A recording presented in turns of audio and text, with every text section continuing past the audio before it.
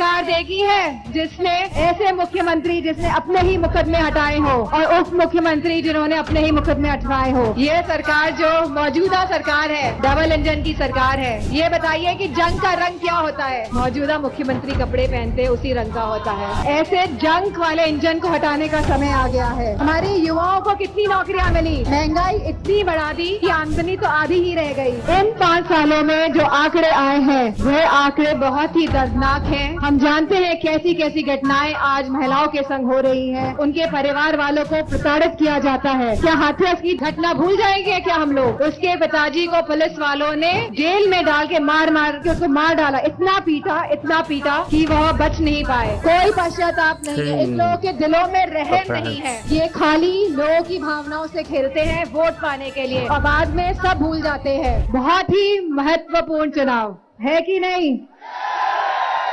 जो लोग अनाप शनाप बोल रहे हैं, अब उनको समझ आ गया कि हवाएं बदल गई हैं, मौसम बदल गया है और समाजवादी और गठबंधन की सरकार आ रही है। मैं अपने शहर का मौसम सुहाना चाहता हूं।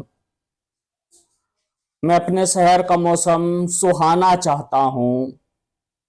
बीजेपी ले जाए अपने अच्छे दिन। बीजेपी ले जाए अपने अच्छे दिन। मैं वक्त पुराना चाहता हूं जहां मिलजुल कर रहते थे सब, हिंदू, मुस्लिम, सिख, ईसाई और भी सब लोग। मैं अपने शहर का मौसम सुहाना चाहता हूं। बीजेपी ले जाए अपने 6 दिन। मैं वक्त पुराना चाहता हूं जहां प्यार से रहते थे सब लोग। मैं फिर से ऐसा ही हिंदुस्तान बनाना चाहता हूं। Friends, you know very well, आप सबको पता है कि चुनावी मौसम चल रहा है, चुनावी सरगर्मियां तेजी पर हैं और आप माफ कीजिएगा अगर आप मोदी भक्त या मैं कहूं अंधभक्त हैं तो आपको वीडियो में आगे कुछ कही जाने वाली बात बुरी लग सकती हैं, लेकिन एक बार सोचिएगा जरूर। क्या किया इस सरकार ने? रोजगार का वादा किया था, नहीं मिला। रोजगार का वादा किया था, नहीं मिला। 15 लाख अकाउंट में नहीं आए। ब्लैक मनी कहीं नहीं हासिल हुआ। और एक और बात, पुरानी करेंसी बंद करके नई करेंसी तो बहरहाल आनी ही थी। लेन देन का कुछ ना कुछ माध्यम तो चाहिए। तो नई करेंसी को लाने में 45,000 करोड़ रुपए खर्च हुए। मीन्स ब्लैक मनी हमें कहीं नहीं मिला, बिल्कुल नहीं मिला। अगर कहीं ब्लैक मनी था भी थोड़ा बहुत तो लोगों ने वो अपने जान पहचान वालों के अकाउंट में डलवा कर उस ब्लैक को भी वाइट कर लिया। तो कहीं ब्लैक मनी नहीं मिला और वो 45,000 करोड़ रुपए उन्हें कौन चुकाएगा? देश की ये जनता जो भूखी मर रही है। प्रधानमंत्री 9 लाख के सूट पहनता है और यहां गरीब के बच्चे के पास पहनने के लिए कपड़े तक नहीं हैं। भारतीय जनता पार्टी अगर मजबूरी आ जाए तो मुश्किल से कहीं किसी काम पर 25 पैसे खर्च करती है तो 75 पैसे उसके विज्ञापन में लगा देती है। हमने ये किया, हमने वो किया, पता नहीं क्या क्या, यहां से वहां तक कितना बड़ा जाल बुन देती है, जैसे उन्होंने ऐसा कुछ कर दिया जो पहले कभी हुआ ही नहीं था। और पीएम मोदी को तो अमेरिका की फोर्ब्स पत्रिका, जिस पर विश्वास है आई थिंक सभी देश के 99% लोगों को, उसने बहुत पहले मोदी को डिवाइडर इन चीफ कह दिया था। इसकी एक ही नीति है, फूट डालो और राज करो। कभी विकास की बात नहीं हुई, कभी रोजगार की बात नहीं हुई। वादे किए गए लेकिन कभी पूरे नहीं हुए। चुनाव हुआ तो बस कहां, हिंदू और मुस्लिम पर। फ्रेंड्स, यहां थोड़ा सा ब्रेन का इस्तेमाल कीजिए। 14% मुसलमान, बाकी सब हिंदू। उसके बावजूद आपको समझाया जाता है कि हिंदू धर्म या हिंदुत्व, हिंदुइज्म खतरे में है। इसे होता क्या है, आप उस प्लेटफॉर्म पर पहुंच जाते हैं जहां यह बताया जाता है कि हम हिंदू धर्म की रक्षा करेंगे। तुम धर्म की रक्षा करोगे?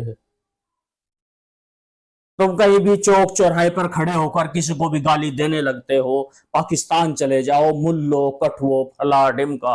फ्रेंड्स, मेरी इन बातों को ये मत समझिए कि मैं मुसलमानों के फेवर में बोल रहा हूं। इस तरह की भाषा आप अपने हर विरोधी के लिए इस्तेमाल करते हैं और खुले मंच से इस्तेमाल करते हैं, जो बिल्कुल कानून को अपने हाथ में लेने के बराबर है। और आप कानून को अपने हाथ में नहीं ले सकते, लेकिन बीजेपी सरकार में यह सब हो रहा है। और इसके बावजूद Modi is the best. Modi जैसा कोई प्रधानमंत्री ही नहीं। इसकी डिग्री की बात की जाए तो वो भी फर्जी है, फिर भी मोदी जैसा कोई प्रधानमंत्री नहीं। ये देर रात तक काम करता है। काम क्या करता है इसका कोई विवरण नहीं, फिर भी इसके जैसा प्रधानमंत्री नहीं। पिछले प्रधानमंत्री प्रेस कॉन्फ्रेंस करते थे, उनसे सवाल पूछे जाते थे कि आपने क्या क्या किया और ऐसा किया तो क्यों किया। इसने एक भी प्रेस कॉन्फ्रेंस नहीं की। इन स्पाइट ऑफ दैट फिर भी मोदी जैसा कोई नहीं। वाह। इसने बहुत सारी कंपनियों का निजीकरण कर दिया, प्राइवेटाइजेशन कर दिया, फिर भी मोदी जैसा कोई नहीं। इसने लाल किले तक को गिरवी रख दिया, फिर भी मोदी जैसा कोई नहीं। जानते क्यों? समझने की कोशिश कीजिए। आपके दिमाग में बिठाया जाता है कि हिंदू धर्म खतरे में है, मुसलमान आपके लिए खतरा है। 100 में से 14% मुसलमान हैं। अगर लड़ाई भी बजती है तो इसका मतलब आपको यकीन है कि आप मुसलमानों से हार जाएंगे। विचारधारा की बात करें तो हिंदुइज्म में इतनी अच्छी विचारधारा है, अगर आप उस पर ठीक ठाक से चले तो आप सब बहुत अच्छे आदमी बन जाएंगे।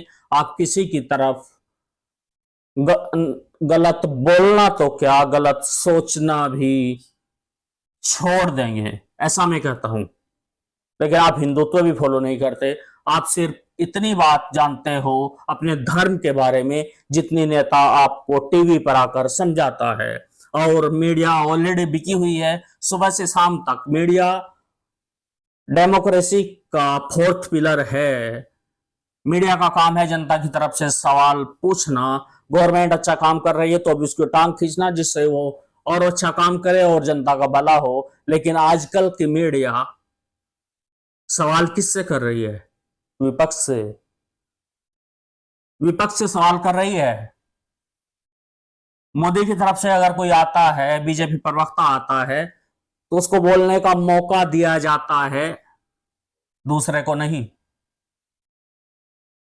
जब वो मुर्गे आपस में लड़ाए जाते हैं तो पत्रकार इस बात का बखूबी ध्यान रखता है कि बीजेपी की तरफ से जनता के बीच में एक पॉजिटिव मैसेज जाए। हालांकि आप जानते हैं कि बीजेपी कर क्या रही है। फ्रेंड्स, आते हैं मेन मुद्दे पर। 14% मुसलमान, जंग में आप इनसे हार जाएंगे, इसलिए आप डरते हैं। या तो ये मान लीजिए, या फिर बहकावे में आना बंद कीजिए। इस बिकाऊ मीडिया को देखना छोड़ दीजिए। अपने देश की जनसंख्या है 140 करोड़, पाकिस्तान की जनसंख्या ओनली 20 करोड़। उसके बाद भी पाकिस्तान से हमको क्यों डराया जाता है? क्या बिगाड़ लेगा वो हमारा? हम उसे नक्शे से हटाने की हिम्मत रखते हैं। लेकिन बीजेपी और उसके लोग, और खासतौर से पीएम मोदी, पाकिस्तान और मुसलमान की बात सिर्फ और सिर्फ इसलिए करते हैं ताकि बहुसंख्यक समाज एक प्लेटफॉर्म पर आकर और उन्हें वोट करे और उन्हें कुर्सी मिल जाए, और फिर वो आपको दोबारा से सताएं, फिर महंगाई बढ़े, फिर आप 150 रुपये लीटर वाला पेट्रोल खरीदें, कई सौ के पार भी जा सकता है। फिर इसी तरह रसोई गैस। अनुभक्तों का तर्क क्या है कि महंगाई तो बढ़ती ही है जब जनता बढ़ रही है, जब आमदनी बढ़ रही है महंगाई तो बढ़ती ही है। लेकिन ध्यान देने की बात फ्रेंड्स ये है कि महंगाई किस दर से बढ़ रही है। आमदनी किस दर से बढ़ी है, उत्पादन किस दर से बढ़ा है, और महंगाई किस दर से बढ़ी है। बीजेपी शासनकाल में महंगाई 185% बढ़ी है। मनमोहन सिंह अब चुप रहते थे, लेकिन एक बहुत अच्छे इकोनॉमिस्ट थे, उन्होंने महंगाई को बहुत अच्छे से काबू में रखा, लेकिन उसका कोई जिक्र नहीं करता, जिक्र तक नहीं करता। हाँ, समझदार और अच्छे लोग जानते हैं कि मनमोहन सिंह क्या थे, और बहुत कम बोलते थे, जो बोलते थे सही बोलते थे। और अब हमें एक ऐसा प्रधानमंत्री मिला जिसको जनता ने फेंकू नाम दे दिया, लगातार बोलने वाला नाम दे दिया, जो लगातार बोलता है, शानदार बोलता है, मगर झूठ बोलता है, और हम ताली बजाते हैं, वाह क्या बात है। फ्रेंड्स, अगर आप डीपली इस चीज की स्टडी करें तो आप पाएंगे कि इससे नीच और इससे गिरा हुआ प्रधानमंत्री देश की गद्दी पर पहले कभी नहीं बैठा। आरएसएस के कार्यकर्ताओं की चापलूसी कर कर करके ये यहां तक पहुंचा है, और न जाने कितने लाशों पर से गुजर के ये पीएम की कुर्सी तक पहुंचा है, जो आजकल आपके बच्चों को ये भी टिप्स देता है कि एग्जाम कैसे दिया जाता है। जो खुद चाय बेचता था, जिसकी खुद की डिग्री फर्जी है, जो पढ़ना नहीं जानता, वो आपके बच्चों को एग्जाम से पहले उत्तर लिखने के टिप्स देता है। फ्रेंड्स, अगर आप डीपली जानना चाहेंगे तो वह आप बहुत अच्छी तरीके से जान जाएंगे कि मोदी के नेतृत्व में देश गर्त में गिरता चला जा रहा है, गर्त में गिरता चला जा रहा है। और इसके भाषण, बहनों भाइयों, इस सबसे प्रभावित होकर इसके ऐसे विभक्त हैं जो ये कहते हैं कि हम 5,000 रुपए का सिलेंडर खरीद लेंगे लेकिन वोट मोदी को ही देंगे। मतलब आपको यकीन है कि मोदी सिलेंडर के दाम कम नहीं करेगा। मोदी इतना सक्षम नहीं है, मोदी के पास इतना माइंड नहीं है, वो सिर्फ बोलता है कि वो महंगाई को कम कर सके। इसलिए आप जानते हैं कि महंगाई बढ़ेगी, लेकिन आप बढ़ी हुई महंगाई देंगे, लेकिन वोट सिर्फ बीजेपी को। अब बात करेंगे कि अगर देश में महंगाई आई है तो सिर्फ इसमें मुसलमान नहीं पिस रहे हैं, सभी जाति के लोग पिस रहे हैं। बस इसका खेल चल कहां से रहा है कि कोई भी ऐसा कांड कर देना और फिर उसको, मीडिया तो बिकी हुई है, मीडिया के द्वारा इस तरह फैलाना कि मैं मुसलमानों का सफाया कर रहा हूं, गुंडों का सफाया कर रहा हूं। इसने जनता के दिमाग में बिठा दिया है कि मुसलमान तो पैदाइशी खूनी होते हैं, मुसलमानों का सफाया कर रहा हूं।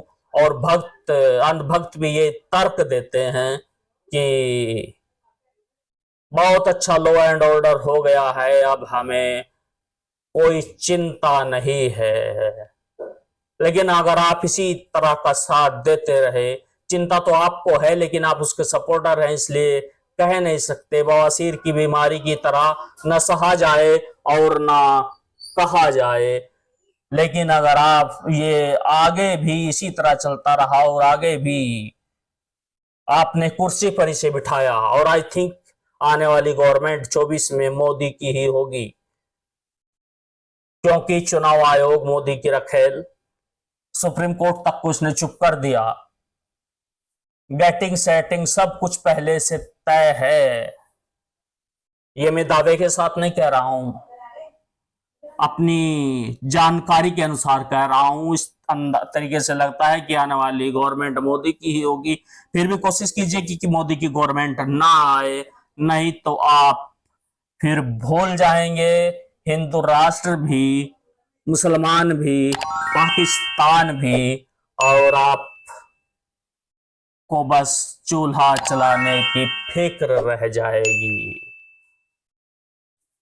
जब महंगाई बहुत बढ़ जाएगी आमदनी के मुकाबले, फिर कैसे चलाइएगा आप परिवार को, कैसे पढ़ाइएगा बच्चों को अच्छे अच्छे स्कूलों में।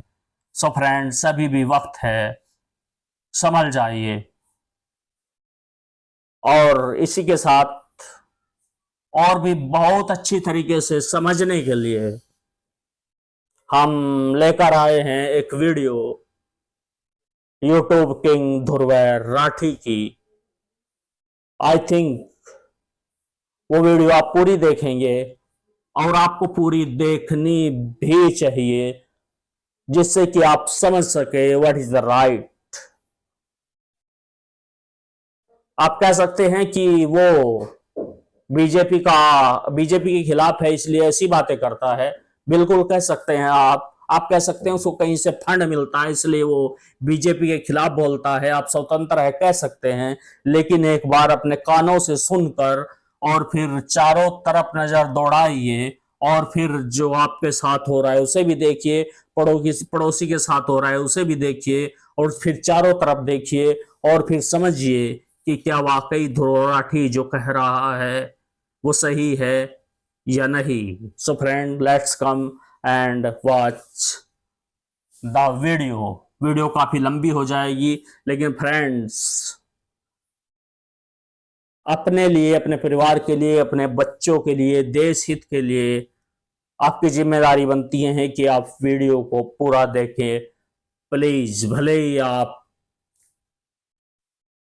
ध्रुव राठी के खिलाफ क्यों ना हो, लेकिन एक बार उनकी बातों को सुनिएगा और फिर अपने आसपास के वातावरण में नजर घुमाइएगा, तो आपको समझ में आएगा कि what is the right. So friend, let's come and watch that video.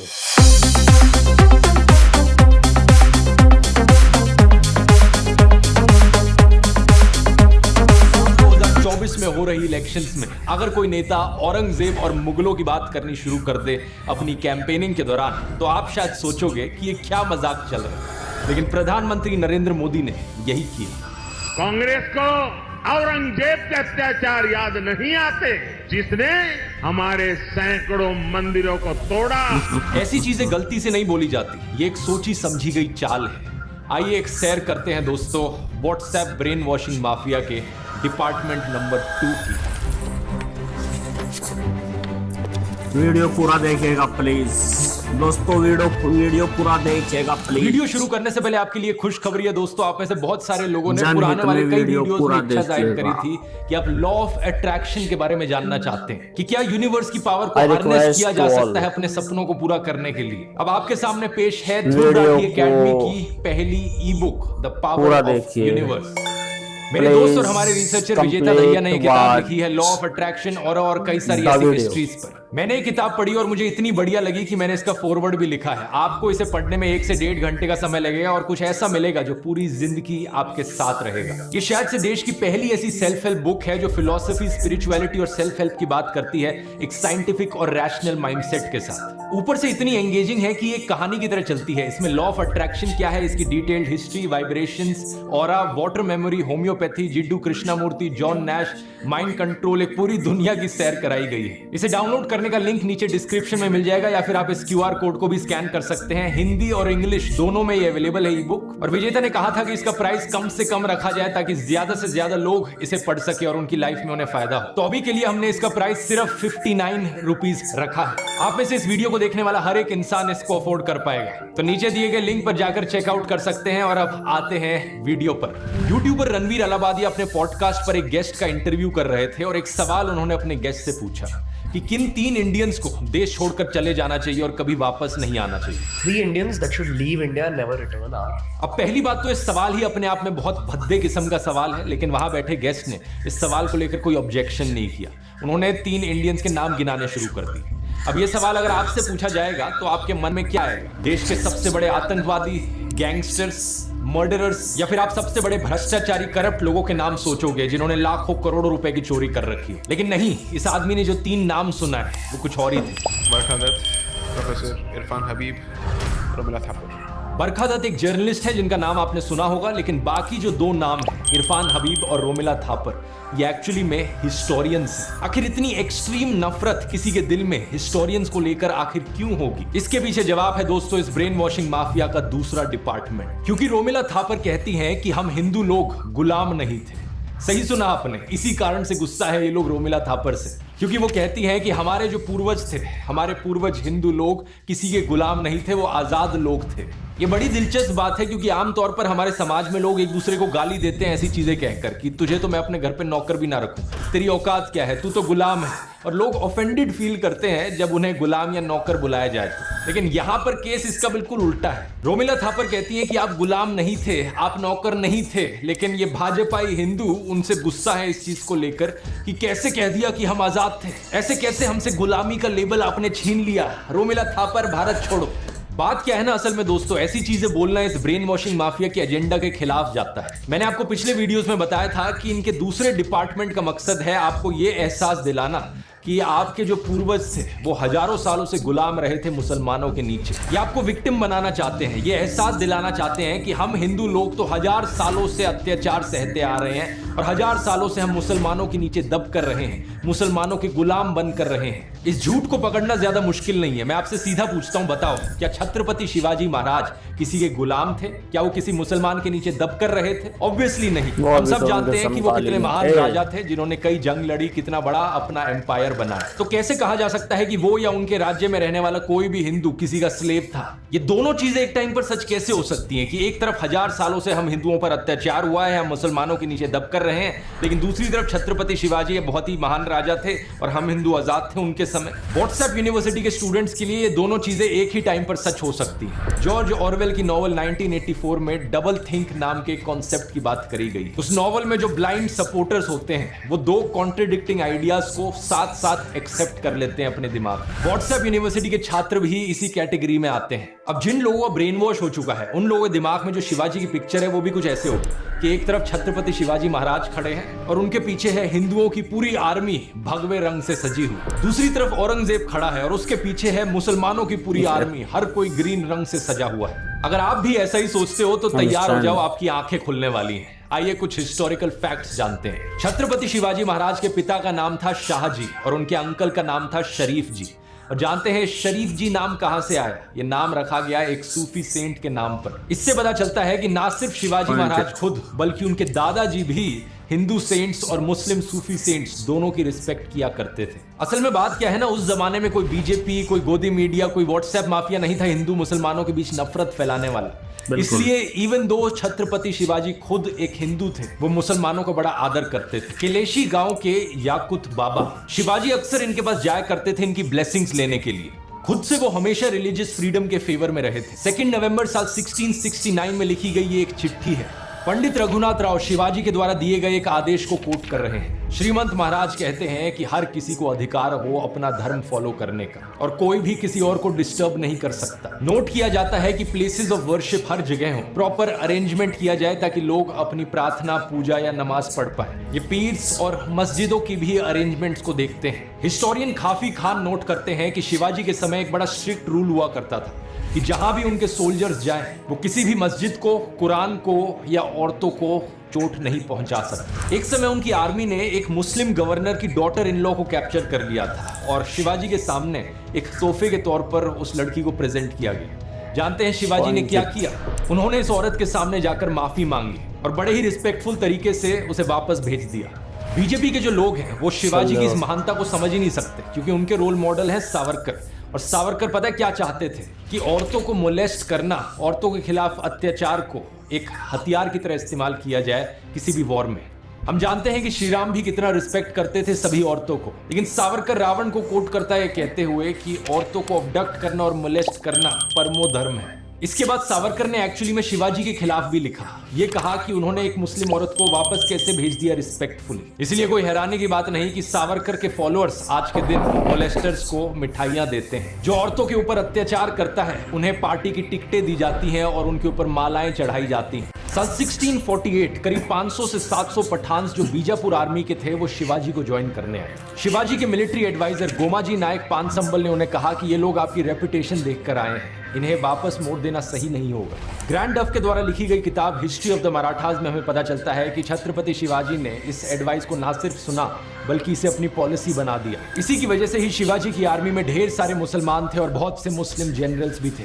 VK Rajwade अपनी किताब मराठांच्या इतिहासची साधने के वॉल्यूम 17 पेज नंबर 17 पर लिखते हैं, शिवाजी के सरनोबत यानी कि इन्फेंट्री चीफ एक मुस्लिम थे, नूर खान बेग। सभासद बखर के पेज नंबर 76 पे आपको शिवाजी के लेफ्टिनेंट का नाम भी मिलेगा, शामा खान। शिवाजी के टॉप नेवी चीफ्स में से दो लोग थे, दौलत खान और दरिया सारंग। इसके अलावा कुछ और भी थे जैसे कि सिद्दी हिलाल और इब्राहिम खान जो कि उनकी आर्टिलरी का कमांड संभाल रहे थे। उनके सेक्रेटरी ऑफ इंटेलिजेंस भी खुद एक मुस्लिम थे, मौलाना हैदर अली। क्या आप जानते हैं इन सब चीजों के बारे में? शिवाजी महाराज की एक ये पेंटिंग है जो जरूर आपने कहीं ना कहीं देखी होगी क्योंकि ये व्हाट्सएप पर बहुत ज्यादा फैलाई जाती है। इसमें दिखाया गया है कि शिवाजी आदिल शाही सल्तनत के अफजल खान को मार रहे हैं। इसे आता है क्योंकि इसमें एक हिंदू मुस्लिम को मार रहा है। लेकिन क्या आप ये जानते हैं कि अफजल खान के एडवाइजर कौन थे? कृष्णमूर्ति भास्कर कुलकर्णी, एक हिंदू ब्राह्मण। और ये किसके एडवाइस पर शिवाजी महाराज ने अपने पास एक लोहे का क्लॉ रखा था? उनके मुस्लिम बॉडीगार्ड रुस्ताम जमा के एडवाइस पर। तो यहाँ एक हिंदू राजा का एक मुस्लिम बॉडीगार्ड था और वहां एक मुस्लिम राजा का एक हिंदू एडवाइजर था। ये सारी चीजें आपको व्हाट्सएप पर कभी नहीं बताई जाएंगी क्योंकि उनके ब्रेन वॉश करने के एजेंडा के खिलाफ जाता है। अच्छा, और औरंगजेब का क्या यहाँ पर? औरंगजेब की बात करके हमने इस वीडियो की शुरुआत करी थी। व्हाट्सएप के अनुसार औरंगजेब तो एक कट्टर मुसलमान था जो हिंदुओं के खिलाफ था, तो इसका मतलब उसकी आर्मी में तो कोई हिंदू हो नहीं सकता ना। लेकिन गलत। बैटल ऑफ पुरंदर में जहां शिवाजी ने अपने 23 किले खोए, जिस बात आगरा में एक बंदी बना दिया गया, जानते हैं औरंगजेब की आर्मी को कौन लीड कर रहा था? मिर्जा राजा जयसिंह, एक हिंदू राजपूत। गोविंद पंसारे अपनी किताब हू वाज शिवाजी में बताते हैं कि 400 ब्राह्मणों ने इस लड़ाई के दौरान कोटि चंडी यज्ञ किया था इस उम्मीद से कि शिवाजी की हार हो। और ये सुनने के बाद अगर आप सोचते हो कि ये 400 ब्राह्मण तो एंटी नेशनल लोग थे, तो आपकी सोच गलत है। ये 400 ब्राह्मण लोग सिर्फ पूजा कर रहे थे अपने किंगडम की विक्ट्री के लिए, जिस किंगडम में ये रहते थे। सालेरी की लड़ाई के बाद औरंगजेब के लेफ्टिनेंट्स ने दक्षिण में एक हिंदू ब्राह्मण को एम्बेसडर के तौर पर भेजा था ताकि शिवाजी से वापस से फ्रेंडली रिलेशंस बनाए जा सके। दूसरी तरफ से शिवाजी ने काजी हैदर को अपना दूत भेजा, यानी कि एक मुस्लिम राजा का हिंदू एम्बेसडर था और एक हिंदू राजा का एक मुस्लिम एम्बेसडर था। और ये इकलौता ऐसा एग्जांपल नहीं है, ऐसे ढेर सारे एग्जांपल्स आपको मिल जाएंगे। औरंगजेब ने अपने चीफ दीवान के तौर पर एक हिंदू को अपॉइंट किया था, राजा रघुनाथ रे। और साल 1664 में जब रघुनाथ रे का देहांत हुआ, पता है औरंगजेब ने क्या कहा था? कि ये इतिहास के सबसे महान एडमिनिस्ट्रेटर थे जिन्हें जानते थे।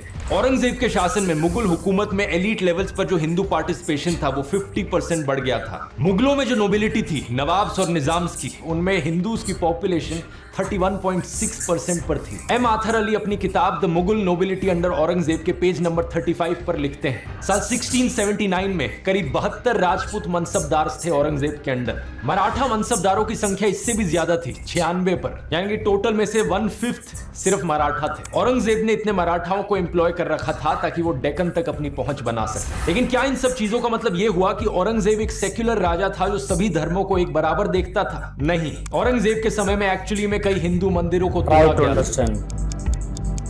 Historian S.A.A. रिजवी लिखते हैं कि जो अकबर के समय पॉलिसी थी को एग्जिस्टेंस की, सभी धर्मों को एक बराबर देखने की, औरंगजेब के शासन में वो धीरे धीरे खत्म होती गई। साल 1665 में औरंगजेब ने हिंदू ट्रेडर्स पर लग रही कस्टम ड्यूटीज को बढ़ाया और दुगना कर दिया जो मुस्लिम ट्रेडर्स पे करते थे उससे। 2 साल बाद मुस्लिम्स पर लगने वाली सारी कस्टम ड्यूटीज को अबॉलिश कर दिया गया। साकी मुस्तईद खान की मासिर-ए-आलमगिरी एक फारसी भाषा की किताब है। इसमें लिखा गया है कि कैसे औरंगजेब ने ऑर्डर्स दिए थे कि हिंदू मंदिरों को तोड़ दिया जाए ताकि इस्लाम को ढंग से एस्टैब्लिश किया जा सके। व्हाट्सएप का माफिया प्रोफेसर और हिस्टोरियन इरफान हबीब को एक विलन बना देता है क्योंकि वो कहता है कि इरफान हबीब कभी इनकी बात ही नहीं करते, लेकिन एक्चुअली में प्रोफेसर इरफान हबीब ने कभी भी इन चीजों को मना नहीं किया। इन्होंने कहा है कि कैसे औरंगजेब ने मथुरा और वाराणसी में मंदिरों को तोड़कर मस्जिद बनाए। एक और हिस्टोरियन जिनके खिलाफ बहुत नफरत फैलाई जाती है इस माफिया गैंग के द्वारा, वो है ऑड्री ट्रुश्के।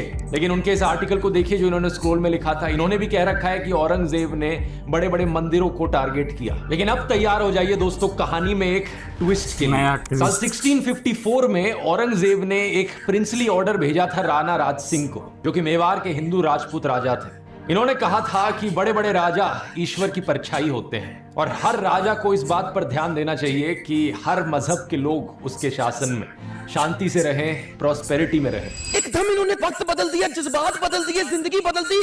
इसी चिट्ठी में इन्होंने हर उस राजा के खिलाफ लिखा जो तासुब करता है, बिगिटरी करता है, किसी भी भगवान की जगह को तबाह करके। इन्होंने लिखा कि जब ये सत्ता में आएंगे तो इन सारी अन इस्लामिक प्रैक्टिसेस को होने से रोक देंगे। इतना ही नहीं, आगे सुनो। औरंगजेब ने अपने आप को राजा घोषित किया 31 जुलाई साल 1658 को और फरवरी 1659 में उसने एक फरमान भेजा बनारस में। इस फरमान में लिखा था कि उन्हें पता चला है कि कुछ हिंदू लोगों को यहाँ पर हरास किया गया है, स्पेशली कुछ ब्राह्मण लोग जो यहाँ पुराने पुराने मंदिरों में बैठे हुए हैं। इन्होंने इस फरमान में लिखा कि सभी ऑफिशियल्स को ऑर्डर किया जाता है कि कोई भी इस जगह में डिस्टर्बेंस नहीं फैलाएगा, ना किसी ब्राह्मण ना किसी हिंदू पर कोई चोट आनी चाहिए। ये कोई एक दो ऐसे इंसिडेंट्स नहीं है, काफी है। साल 1687 में औरंगजेब ने बनारस के एक घाट पर खाली जमीन पर ऑर्डर किया कि यहाँ पर घर बनाए जाएं पायस ब्राह्मण्स और होली फकीर्स के लिए। साल 1680s में औरंगजेब ने एक रिलीजियस डिस्कशन करी बैरागी हिंदू शिव मनगलदास महाराज के साथ और तोहफों की उन्होंने बरसात करी। साल 1691 में चित्रकूट में एक बालाजी मंदिर को सपोर्ट करने के लिए उन्होंने महंत बालक दास निर्वाणी को जमीन दी, टैक्स फ्री, और 8 गांव दिए। लिस्ट बहुत लंबी है। इलाहाबाद, वृंदावन, बिहार, अलग अलग जगहों पर औरंगजेब ने मंदिरों को बनाने के लिए जमीन दी या लोगों को बढ़ावा दिया कि वो मंदिर बनाए। सेम पॉलिसी हिंदुओं के लिए ही नहीं बल्कि जैन्स के लिए भी एक्सटेंड करी गई। लेट 1650s में औरंगजेब ने जमीन दी शत्रुंजिया, गिरनार और माउंट अब्बू की जगहों पर। ये सारी जैन पिलग्रिमेज डेस्टिनेशन है गुजरात में। ये सब सुनकर दोस्तों आप थोड़ा कंफ्यूजन में आ रहे होंगे कि एक तरफ औरंगजेब मंदिरों को तोड़ रहा था लेकिन दूसरी तरफ मंदिर बनाने के लिए ये जमीन दान कर रहा था। ये कैसे हो सकता है? औरंगजेब एक कम्युनल राजा था या एक सेक्युलर राजा था? इस सवाल का जवाब ढूंढने में मैं आपकी थोड़ी मदद करता हूं। आप मुझे ये बताओ, बीजेपी पॉलिटिशियन नरेंद्र मोदी क्या ये एक कम्युनल पॉलिटिशियन है या ये एक सेक्युलर पॉलिटिशियन है? टाइम्स ऑफ इंडिया के एक आर्टिकल में एमिनेंट हिस्टोरियन हरबंस मुखिया नरेंद्र मोदी को एक मॉडर्न पैरेलल बुलाते हैं औरंगजेब का। ऐसा इसलिए क्योंकि नरेंद्र मोदी और औरंगजेब के बीच में बहुत सारी सिमिलैरिटीज हैं। सबसे पहले तो दोनों का जन्म गुजरात में हुआ था। मोदी का जन्म वडनगर में हुआ था और औरंगजेब का जन्म दाहोद में हुआ था। दूसरा, नरेंद्र मोदी खुद को फकीर बताते हैं, कहते हैं कि 30 सालों तक वो भिक्षा पर जिए हैं। मैं 35 साल तक भिक्षा मांग करके खाया। अरे औरंगजेब भी खुद को एक साधु की तरह बताता था। कहा जाता है कि औरंगजेब ने शुरुआत में अपने पैसे कमाए कुरान की कॉपियां बनाकर और नमाज की टोपियों की स्टिचिंग करके। तीसरा, दोनों के दोनों सत्ता के बड़े भूखे थे और इस सत्ता के लालच में आकर दोनों ही कभी कम्युनल बन जाते, कभी सेक्युलर बन जाते, डिपेंडिंग अपॉन द सिचुएशन। मैं अपने मन से बनाकर नहीं बोल रहा इन चीजों को, इन आर्टिकल्स को देखो। नरेंद्र मोदी इस्लाम की प्रशंसा कर रहे हैं कि इस्लाम पीस और हार्मनी का मैसेज फैलाता है। पीएम मोदी कहते हैं कि मुसलमान यूथ के लिए उनका एक विजन है। एक हाथ में कुरान हो और दूसरे हाथ में कंप्यूटर हो। पीएम मोदी कहते हैं कि मालदीव्स की आइकॉनिक फ्राइडे मस्जिद की कंजर्वेशन में इंडिया मदद करेगा। पीएम मोदी बीजेपी वर्कर्स को एडवाइस देते हैं कि प्लीज एंटी मुस्लिम रिमार्क्स मत फैलाओ। इन ट्वीट्स को भी देखिए। पीएम मोदी ईद पर बधाई देते हैं, कहते हैं प्रॉफिट मोहम्मद की टीचिंग्स को हमें फॉलो करना होगा। मुहर्रम की ओकेजन पर लोगों को हजरत इमाम हुसैन के सैक्रिफाइस का याद दिलाते हैं। ये तो हो गए हमारे सेक्युलर मोदी। अब दूसरी तरफ कॉम्युनल मोदी को देखिए। सीए एनआरसी प्रोटेस्ट के दौरान पीएम मोदी कहते हैं कि ये आग लगाने वाले कौन हैं, इनके कपड़े देखकर इन्हें पहचाना जा सकता है। ये आग लगाने वाले कौन है वो उनके कपड़ों से ही पता चल जाता है। इनकी लीडरशिप के अंडर एक से बढ़कर एक बीजेपी पॉलिटिशियंस ने नफरतखोर भाषण दिए हैं। लिंचिंग्स हुई हैं। बिल्किस बानो केस के कॉन्विक्ट्स को यहाँ पर मालाएं चढ़ाई गई हैं, उन्हें मिठाइयां दी गई हैं, उन्हें संस्कारी ब्राह्मण बुलाया गया है। व्हाट्सएप यूनिवर्सिटी पर डेली आपको कोई ना कोई मैसेज आता है जो मुसलमानों के खिलाफ नफरत फैलाता है। रिसेंटली भी पीएम मोदी ने अपने भाषणों में मुस्लिम्स के खिलाफ डॉग विस्लिंग करी। इन्होंने ऑपोजिशन पर आरोप डाला कि उनका मुगल माइंडसेट है। सावन के महीने में मटन बनाने का मौज ले रहे हैं। वीडियो दिखाकर वो मुगल के लोगों के जमाने की जो मुगल तो गए, उसके द्वारा वो देश के लोगों को तो क्या कर रहा है अभी डमरू? ट्विटर पर एक से बढ़कर एक अकाउंट जो मुसलमानों के खिलाफ नफरत फैलाता है, पीएम मोदी उन्हें फॉलो करते हैं। तो ये हो गए हमारे कॉम्युनल मोदी। व्हाट्सएप पर आपके फोन पर मैसेजेस आते हैं जो कहते हैं कि देखो हिंदुओं पर कितना अत्याचार किया है मुगलों ने सदियों से, और इसके बाद भी अगर कोई हिंदू सेक्युलर रहे तो वो कायर हिंदू होगा। ऐसी चीजें लिखकर भेजते हैं व्हाट्सएप में। मैं यहां पर इन व्हाट्सएप माफिया वाले लोगों से पूछना चाहता हूं, क्या तुम लोग अपने आप को शिवाजी महाराज से ज्यादा बहादुर समझते हो? क्योंकि फर्क जानते हो पता है क्या है दोस्तों? छत्रपति शिवाजी महाराज भी औरंगजेब के समय पर ही जीते थे, लेकिन फर्क जानते हो क्या है? शिवाजी महाराज एक सेक्युलर हिंदू थे, वो मुसलमानों से नफरत नहीं करते थे। किसी भी इतिहास की किताब में इसका एक सबूत तक आपको नहीं मिलेगा जहां शिवाजी ने किसी भी मुस्लिम के खिलाफ डिस्क्रिमिनेशन करी हो। औरंगजेब ने नॉन मुस्लिम्स के ऊपर जिजिया टैक्स लगाया था। इसको लेकर शिवाजी ने पता चिट्ठी में क्या लिखा था? उन्होंने कहा था कुरान की किताब ईश्वर का शब्द है। इसमें लिखा गया है कि जो ईश्वर है वो पूरे ब्रह्मांड का ईश्वर है, सिर्फ मुसलमानों का नहीं। हिंदू और मुसलमान दोनों उसके सामने एक बराबर है। तो किसी भी एक धर्म के खिलाफ नफरत फैलाना उस ईश्वर के खिलाफ जाता है। शिवाजी महाराज ने अपनी चिट्ठी में यह भी लिखा था कि औरंगजेब के शासन में दोनों हिंदू और मुसलमान सोल्जर्स नाखुश हैं। अनाज का दाम बहुत बढ़ गया है, इसलिए जिजिया टैक्स लगाना ब्राह्मण, बैरागी और जैन साधुओं पर सही नहीं है। शिवाजी ने अपनी चिट्ठी में यह भी लिखा था कि गरीबों पर ऐसा टैक्स लगाना मुगलों के ट्रेडिशन के खिलाफ जाता है। ना तो अकबर, ना जहांगीर और ना ही शाहजहां ने कोई ऐसा जिजिया टैक्स लगाया था। शिवाजी यहाँ पर अकबर की तारीफ करते हैं। ये कहते हैं कि उनका राज 52 साल तक रहा, लेकिन उन्होंने सबको एक बराबर देखा। यही कारण है कि लोग उन्हें जगत गुरु मानते हैं।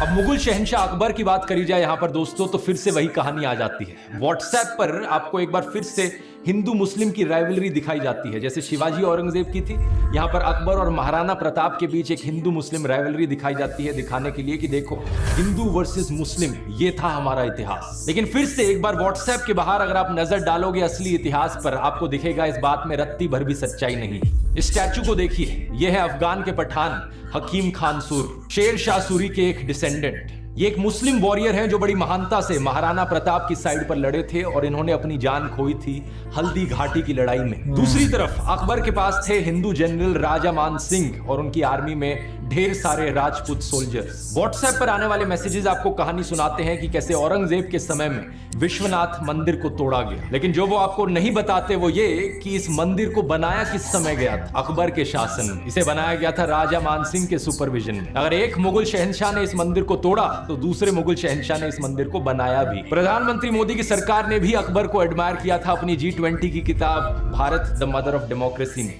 इसके 38 पेज पर लिखा है कि कैसे तीसरे मुगल बादशाह अकबर एक तरीके की डेमोक्रेसी प्रैक्टिस करते थे, जहां पर सभी धर्मों को एक बराबर देखा जाता था। अकबर ने सुलह एक कुल की डॉक्ट्रिन इंट्रोड्यूस करी थी, जिसका मतलब है पीस फॉर ऑल, सबके लिए शांति रहे। इस बुकलेट में नवरत्न का भी मेंशन किया गया है, जो कि 9 वाइज लोग थे जो अकबर के काउंसलर्स थे, जिनकी मदद से अकबर ने जनता के हक में स्कीम्स को इंप्लीमेंट किया था। और व्हाट्सएप के छात्रों के लिए मैं ये भी बता दूं, इन 9 में से 4 एक्चुअली में हिंदू थे, राजा टोडरमल, राजा मानसिंह, राजा बीरबल और तानसेन। क्या आप ये जानते हो संत तुलसीदास ने रामचरितमानस को भी अकबर के शासन में लिखा था? इतना ही नहीं, रामलीला की शुरुआत भी इसी समय हुई थी। मेघा भगत के द्वारा, जो कि तुलसीदास के ही एक डिसिपल थे। बहुत सी हिंदू एपिक्स जैसे कि रामायण, महाभारत, विष्णु पुराण और कथा सरित सागर, इन सब को इसी समय के दौरान अकबर के शासन में पर्शियन में भी ट्रांसलेट किया गया था। सिर्फ अकबर ही नहीं, मुगल प्रिंस दारा शिकोह ने भी 52 उपनिषद और भगवत गीता को पर्शियन में ट्रांसलेट किया था। इनका मानना था कि उपनिषद किताब अल मकनून है, ये वो हिडन लॉस्ट बुक जिसका कुरान में मेंशन किया गया है कि ये ह्यूमैनिटी की पहली मोनोथीस्टिक टेक्स्ट थी। इन्होंने उपनिषद की इंपॉर्टेंस प्रोक्लेम करी सारे मुसलमानों के लिए और पूरी दुनिया के लिए। हिस्टोरियन के मोहम्मद कहते हैं कि जो ये पर्शियन ट्रांसलेशन थी उपनिषद की, इसी की मदद से बाद में जाकर इन्हें फ्रेंच और लैटिन भाषाओं में भी ट्रांसलेट किया गया। इसके बाद ये पहुंची American philosopher Ralph Waldo Emerson के पास, और इसी की वजह से दुनिया भर में एक नई मूवमेंट की शुरुआत हुई जहां इंडियन रिलीजियस और कल्चरल टेक्स्ट को पढ़ाया जाने लगा। ये सब हुआ एक मुगल प्रिंस दारा शिकोह की वजह से। ये सब आपको व्हाट्सएप में नहीं बताया जाएगा, क्योंकि व्हाट्सएप पर जो आएगा वो सिर्फ हिंदू मुस्लिम के एंगल से आएगा, ताकि आपके दिल के अंदर मुसलमानों के खिलाफ नफरत जगाई जाए, हिंदू मुसलमान के बीच में दरारें पैदा करी जाए। ऐसा नहीं किया तो इनका ब्रेन वॉश वाला एजेंडा फेल हो जाएगा। फिर ये बाद में कैसे दिखाएंगे कि हिंदुओं को मुसलमान से खतरा है और मोदी को वोट करो। दिल्ली की दलहौजी रोड को भी रीनेम किया गया दारा शिकोह रोड में बीजेपी लेड एनडीएमसी के द्वारा फरवरी 2017 में। और 2020 में मोदी सरकार की मिनिस्ट्री ऑफ कल्चर ने भी एक 7 मेंबर का पैनल सेटअप किया था under the archaeological survey of India, ताकि मुगल प्रिंस दारा शिकोह की ग्रेव को लोकेट किया जा सके। और जब हम यहाँ पर मुगलों की और सेक्युलरिज्म की बात कर रहे हैं तो हम आखिरी मुगल बहादुर शाह जफर को कैसे भूल सकते हैं। क्या आप जानते हैं वो ईद मनाने के साथ साथ दशहरा और दिवाली भी मनाते थे। बहादुर शाह जफर और उनके बेटे ब्रिटिश कॉलोनियलिज्म के सख्त खिलाफ थे। 1857 की रिवोल्ट के दौरान मेरठ से कई सिपाही उनके पास आए और उन्हें अपना राजा प्रोक्लेम किया। इसके बाद उन्होंने कई सारे नवाबों को, जमींदारों को और लोकल राजाओं को कहा कि आओ साथ में मिलकर हम अंग्रेजों के खिलाफ लड़े। इन्होंने हाथ मिलाया नाना साहेब, रानी लक्ष्मीबाई, बेगम, हजरत महल और कई सारों के साथ। लेकिन अनफॉर्चुनेटली इन्हें ब्रिटिश के द्वारा कैप्चर कर लिया जाता है और एग्जाइल पर बर्मा भेज दिया जाता है। जब हमारे सेक्युलर प्रधानमंत्री मोदी 2017 में वहां गए थे तो उन्होंने जफर की मजार को भी विजिट किया था और उन्हें फ्लोरल ट्रिब्यूट दिया था। लेकिन इन मुगलों के अलावा भी दोस्तों ऐसे कई मुस्लिम राजा थे जो सेक्युलर थे, जैसे कि अवध के आखिरी राजा वाजिद अली शाह, जिन्होंने आदाब को इंट्रोड्यूस किया लखनऊ में एक सेक्युलर सैल्यूटेशन के तौर पर। कश्मीर के ज़ाइनुल अबिदीन, जिन्होंने जिजिया टैक्स को अबॉलिश किया और हिंदू सेंटिमेंट्स को रिस्पेक्ट करने के लिए इन्होंने गौ हत्या पर भी बैन लगा दी।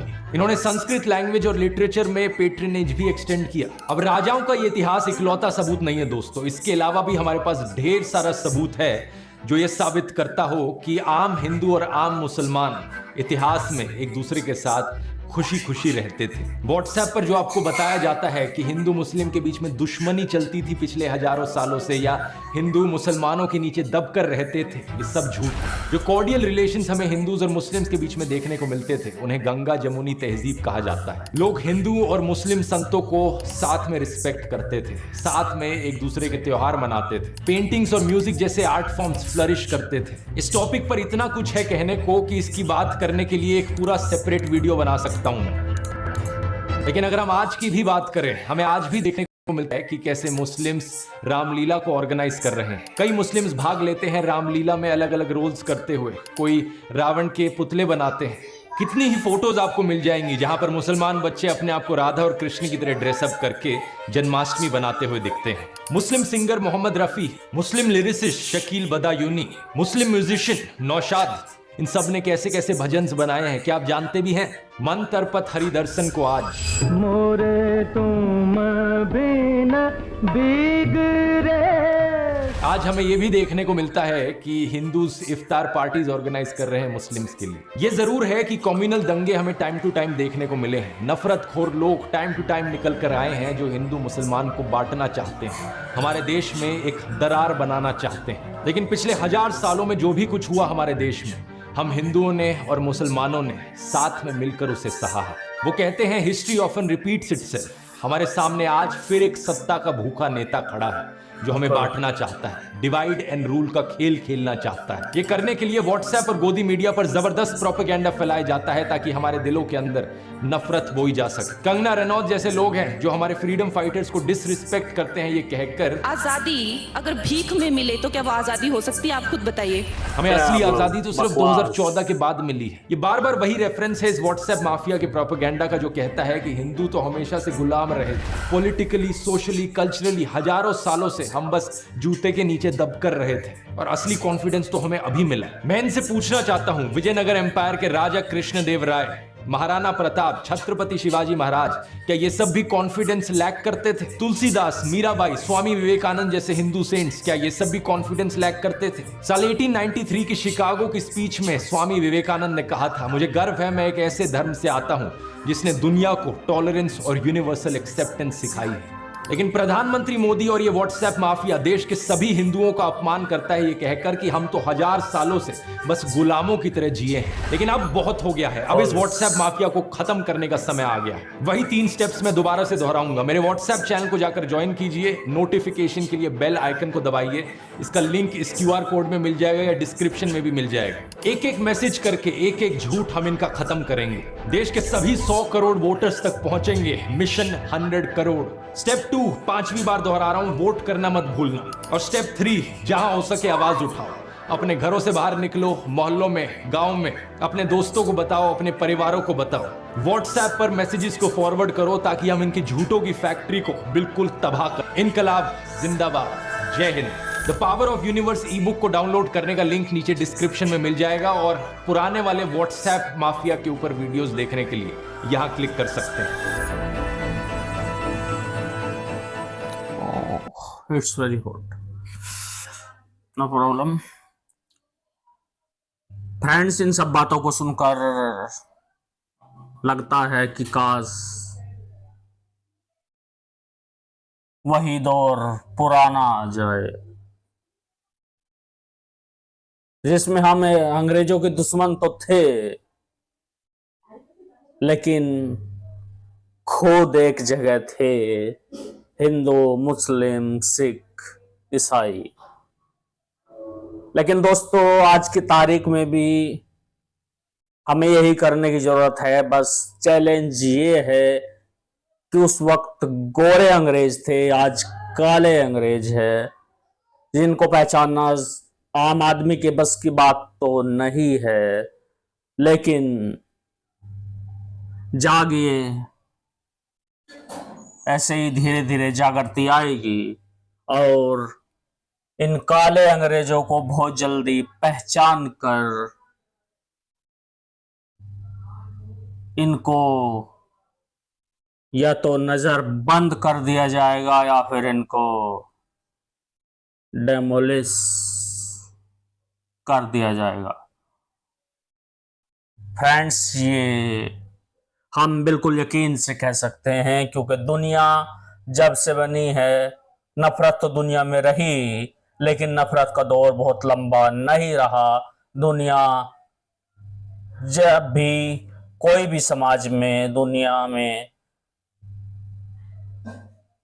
जो चली, बहुत दूर तक चली, देर तक चली, वो सिर्फ मोहब्बत थी। और फिर से हमें मोहब्बत की इस डोर में बंधना पड़ेगा और बंधना भी चाहिए, चाहे हम किसी भी धर्म से बिलोंग करते हो। मोदी की इस कम्युनल सोच में, इस हिंदू मुस्लिम राजनीति में अपने आप को नफरती मत बना लीजिए, मोहब्बत फैलाइए, मोहब्बत दीजिए, मोहब्बत लीजिए। With this, thank you very much. आज की वीडियो में इतना ही, मिलते हैं फिर किसी और नेक्स्ट वीडियो में। तब तक के लिए थैंक यू वेरी मच।